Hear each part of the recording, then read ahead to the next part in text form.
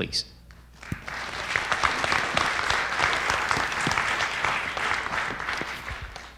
First of all, I owe a great thanks to Venerable Bhikkhu Bodhi and all here for inviting us to be here and for the opportunity to speak.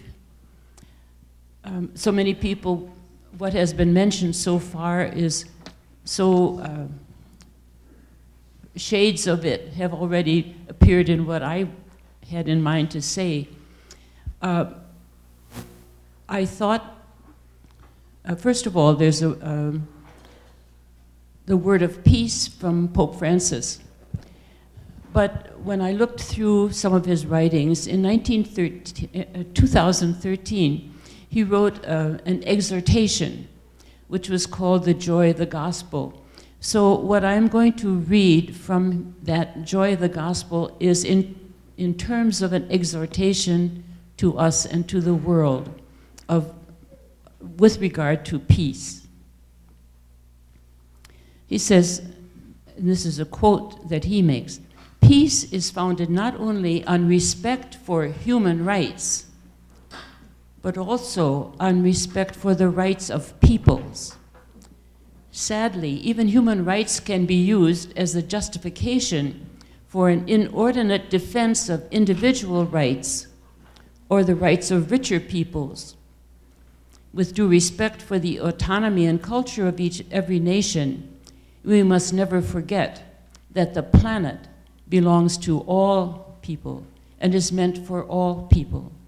The mere fact that some people are born in places with fewer resources or less development does not justify the fact that they are living with less dignity. It must be reiterated that the more fortunate should renounce some of their rights so as to place their goods more generously at the service of others. To speak properly of our own rights, we need to broaden our perspective and to hear the plea of other peoples and other regions than those of our own country. We need to grow in a solidarity which would allow all peoples to become artisans of their destiny, since every person is called to self-fulfillment. Peace in society cannot be understood as pacification or the mere absence of violence resulting from domination of one part of society over others. Nor does true peace act as a pretext for justifying a social structure which silences or appeases the poor. The dignity of the human person and the common good rank higher than the comfort of those who refuse to renounce their privilege. When these values are threatened, a prophetic voice must be raised. Nor is peace simply the absence of warfare based on a precarious balance of power. It is fashioned by efforts directed day after day toward the establishment of the ordered universe willed by God with a more perfect justice among people. In another section, he refers especially to interreligious dialogue, and I thought it would be especially pertinent for today as we experience it here. Interreligious dialogue is a necessary condition for peace in the world. And so it is a duty for Christians, as well as for other religious communities. This interreligious dialogue is, in the first place, a conversation about human existence, or, as the bishops of India have put it simply, a matter of being open to them, sharing their joys and sorrows. In this way, we learn to accept others and their different ways of living, thinking, and speaking.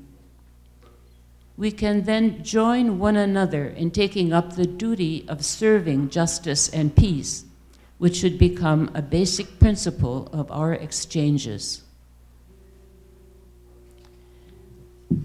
May I end with the prayer of St. Francis, who, Lord, make me an instrument of your peace, since this is where peace begins. Where there is hatred, let me sow love. Where there is injury, pardon. Where there is doubt, faith. Where there is despair, hope. Where there is darkness, light. Where there is sadness, joy.